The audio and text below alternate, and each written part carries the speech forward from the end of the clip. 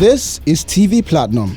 Here are the top 5 stories making the headline. On number 1, Governor Hyacinth Alia of Benue State has expressed deep sorrow over an attack on Ayati village in Ukum local government area of the state, where many lives were lost.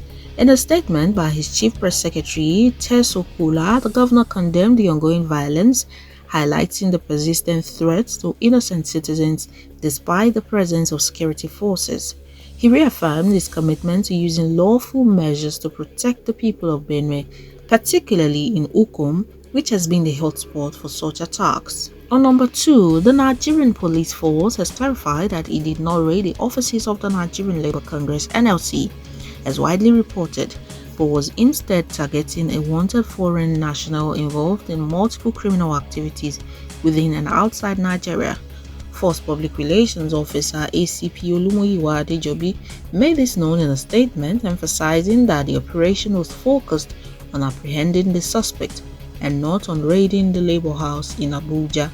On number 3, President Bola Tinubu has assured members of the Patriots, a group of eminent Nigerians, that he will consider their request to send an executive bill to the National Assembly for the establishment of a National Constituent Assembly to draft a new constitution.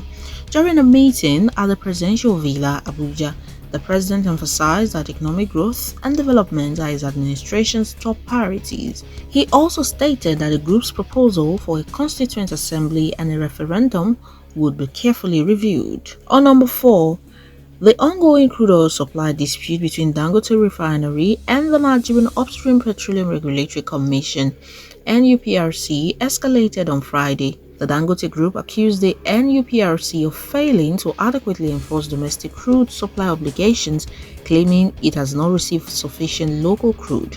In response, the NUPRC asserted that it facilitated the supply of over 29 million barrels of crude oil to the refinery from January to June 2024.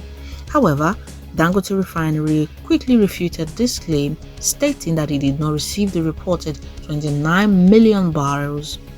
And lastly, Mrs. Didi Wilson-Jack, the newly appointed head of Civil Service of the Federation, has pledged to faithfully serve the interests of Nigerians in alignment with President Bola Tinubu's Renewed Hope agenda.